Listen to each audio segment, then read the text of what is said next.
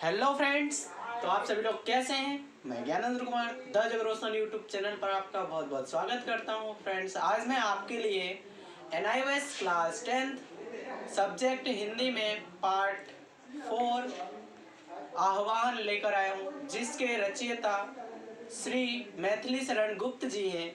वो इस कविता में हमें बताते हैं, या हम इस कविता को पढ़ते हैं और फिर समझते हैं कि उन्होंने इस कविता के माध्यम से क्या बताने का प्रयास किया है, क्या बताने का प्रयास किया है देशवासियों को। तो चलिए स्टार्ट करते हैं। उससे पहले मैं आपको ये बता दूं कि ये जो कविता लिखी थी, मैथिली शरण गुप्त जी ने ये जो कविता लिखी थी, ये उस समय लिखी थी जब हमारा देश अंग्रेज़ों का गुलाम हुआ करता था। और उस समय जब लेखक मैथिली शरण गुप्त जी वहाँ पर देखते हैं कि जो अंग्रेज़ हैं वो हमारे भारतवासियों को परेशान करते हैं, उनको टॉर्चर करते हैं, और यहाँ तक कि बाहरी विदेशी सामान ला लाकर जो देशवासी देसी कारीगर हुआ करते थे, हथकरघा देसी कारीगर हुआ करते थे, उनका भी धीरे धीरे जो काम था वो भी ख़त्म होने लगा। क्यों? क्योंकि वो विदेशी सामान लाया करते थे और विदेशी सामान बहुत ही सस्ता बिकता था, यहाँ पर आकर बेचते थे वो। और जो हमारे देसी कारीगर थे वो अपने हाथों से बनाते सामान तो महंगा बेचते थे, जिसके कारण देश में हथकरघाओं के भी काम ख़त्म होने लगा, जिससे हमारी जनता बहुत डर गई, सहमी सहमी लगने लगी। और इसमें लेखक को डर था कि कहीं हमारी जनता कहीं भाग्य के भरोसे न बैठ जाए, इसलिए उन्होंने इस कविता को लिखा है। चलिए पढ़ते हैं, आइए देखते हैं कविता को, एक बार पढ़ लेते हैं। चलो स्टार्ट करो, देखते हैं। कह रहा है, बैठे हुए हो व्यर्थ क्यों, आगे बढ़ो ऊंचे चढ़ो, है भाग्य की क्या भावना, अब पाठ पौरुष का पढ़ो।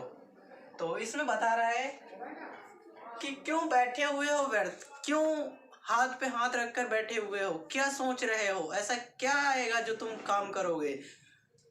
आगे बढ़ो ऊंचे चढ़ो, अर्थात प्रगति करो, कार्य करो, मेहनत करो और सफलता की ओर बढ़ो। है भाग्य की क्या भावना, अब पाठ पौरुष का पढ़ो।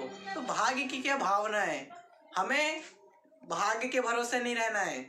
भाग्य कुछ नहीं देता, हमें कर्म ही सब कुछ बनाता है। हम कर्म अच्छे करेंगे तो हमें अच्छा मिलेगा, अगर हम कर्म करेंगे और संघर्ष करेंगे तो हमें सफलता भी मिलेगी।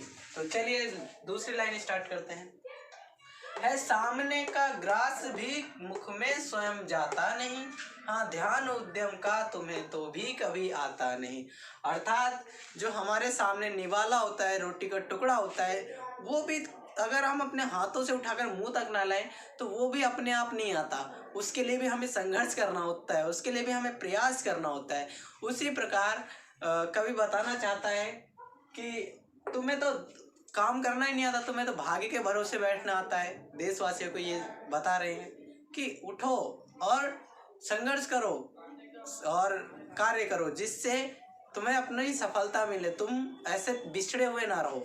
चलिए नेक्स्ट लाइन पढ़ते हैं। जो लोग पीछे थे तुम्हारे बढ़ गए हैं बढ़ रहे, पीछे पड़े तुम देव के सिर दोष अपना मढ़ रहे। अर्थात जो लोग हमसे पीछे थे, यानी हमारा देश जो था उस समय सोने की चिड़िया के नाम से भी जाना जाता था, लेकिन धीरे धीरे जब हमारा देश क्या हुआ, हमारे देश की जो जनता थी वो भाग्य के भरोसे बैठ गई, काले जादू के भरोसे बैठ गई। और लेकिन जो दूसरे अदर देश थे जो हमसे काफ़ी पीछे थे हुआ करते थे, वो लगातार प्रयास करते गए, अभ्यास करते गए और संघर्ष करते गए, वो हमसे हमारे देश से भी आगे निकल गए। तो उसी को कवि बताना चाहता है कि जो लोग पीछे थे तुम्हारे बढ़ गए हैं बढ़ रहे, वो अब भी प्रगति कर रहे हैं, लेकिन पीछे पड़े तुम देश देव के सिर दोष अपना मढ़ रहे। तुम अब हम क्या कहते हैं, जैसे हमारा कोई काम नहीं होता है, हम क्या कहते हैं, भगवान तुमने मेरे साथ अच्छा नहीं किया। भगवान की इच्छा होगी तो काम हो जाएगा, भाग्य होगा तो मुझे ये मिल, अरे भाई भाग्य से नहीं मिलता। अगर भाग्य से मिलता तो अब तक मिलना जाता, कुछ नहीं है भाग्य। देखो दूसरे देश जब प्रगति करके इतने आगे बढ़ गए तो हम क्यों भाग्य के भरोसे बैठे हैं। हमें भी प्रगति करनी चाहिए, हमें भी कार्य करना चाहिए, हमें भी मेहनत करनी चाहिए, हमें भी संघर्ष करना चाहिए। वो चीज़ कवि बताना चाहता है। पर कर्म तेल कर्म तेल बिना कभी विधि दीप जल सकता नहीं। जिस प्रकार कर्म रूपी तेल विधि रूपी दीपक, यानी कर्म एक तरीके से तेल होता है और विधि जो हमारा भाग्य होता है, हमारा जो आने वाला फ्यूचर होता है, वो एक दीपक की तरह होता है। तो जब तक दीपक में वो तेल नहीं डाला जाएगा तब तक वो दीपक नहीं जल सकता। सेम उसी प्रकार जब तक हम कर्म नहीं करते, जब तक हम संघर्ष नहीं करते, तब तक हमें कोई भी सफलता नहीं मिल सकती। तो चलिए नेक्स्ट लाइन पढ़ते हैं। आइए। है देव क्या सांचे बिना कुछ आप ढल सकता नहीं। तो जिस प्रकार बिना सांचे के कुछ ढाला नहीं जा सकता, कुछ बनाया नहीं जा सकता, मूर्ति बनाने के लिए भी सांचे का यूज होता है और एक ईंट बनाने के लिए भी सांचे का ही पहले प्रयोग किया जाता है। पहले सांचा बनता है, किसी भी काम करने के लिए पहले स्ट्रक्चर बनता है, फिर काम होता है। तो उसी प्रकार कह रहा है कि है देव क्या है, देव इसमें कुछ नहीं है। सिर्फ उसे अगर आपने स्ट्रक्चर बना लिया, अगर आपने उसका सांचा बना लिया, तो उसमें कोई भी चीज़ भर दो, उस सांचे के अकॉर्डिंग उस शेप में बदल जाती है। चलिए आगे बढ़ते हैं। आओ मिले सब देश बांधव हार बनकर देश के, साधक बने सब प्रेम से सुख शांतिमय उद्देश्य के। क्या शांति प्रदाय भेद से है एक के मिट सकता अहो, बनती नहीं क्या एक माला विविध सुमनों की कहो। अर्थात आओ हम सब मिलकर एक बांधव बने, एक हम संगठन बने और देश को प्रगति के लिए आगे बढ़े। और साधक बने सब प्रेम के तुम शांति में उद्देश्य के, और हम सब प्रेम से रहें। कवि इसमें ये भी बताना चाहता है कि हमारा देश जो है वो अलग अलग धर्म, अलग अलग जाति, अलग अलग संप्रदाय के लोग रहते हैं। हमारे देश में अलग अलग भाषाएं बोली जाती हैं, अलग अलग सारी चीज़ें देश में होती हैं, लेकिन फिर भी कवि कहना ये चाहता है कि सब एक साथ मिलकर देश की प्रगति के लिए कार्य करें, देश साधक बने, एक दूसरे का साथ दें, जिससे हमारा देश आगे प्रगति करे और शांतिमय रहे। आगे बढ़ते हैं। क्या सांप्रदायिक भेद से है एक के मिट सकता आओ, बनती नहीं क्या एक माला विविध सुमनों से कहो। क्या सांप्रदायिक भेदभाव अगर हम रखें, ये वो मुस्लिम है, वो हिंदू है, हमें उसके साथ नहीं रहना, हमें उसके साथ काम नहीं करना, तो क्या कभी देश प्रगति कर सकता है? क्या नहीं कर सकता भाई साहब। तो इसीलिए हमें इसमें कवि नीचे लास्ट लाइन में ये भी बताता है कि क्या अलग अलग फूलों से, अलग अलग कलर के फूलों से क्या एक सुंदर माला का निर्माण नहीं किया जाता है। जिस प्रकार अलग अलग कलर के फूलों को मिलाकर एक सुंदर माला का निर्माण किया जा सकता है, उसी प्रकार हमारे देश में अलग अलग जाति, अलग अलग धर्म, अलग अलग संप्रदाय के लोगों को मिलाकर अगर हम देश की प्रगति के लिए करें तो हमारे देश से अच्छा देश और शक्तिशाली देश कोई नहीं होगा, और ये एक बहुत ही विशाल देश बन जाएगा। तो इसीलिए कवि इसमें डरी हुई सहमी हुई जनता को ये बताने के लिए, उनको प्रोत्साहित करने के लिए इस कविता को लिखते हैं।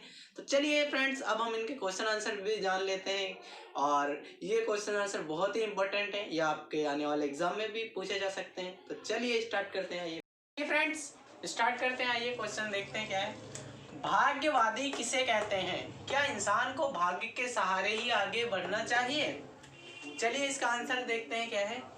भाग्यवादी शब्द का अर्थ जो व्यक्ति कर्म न करके भाग्य अर्थात भगवान के सहारे बैठ जाता है, उसे भाग्यवादी कहते हैं।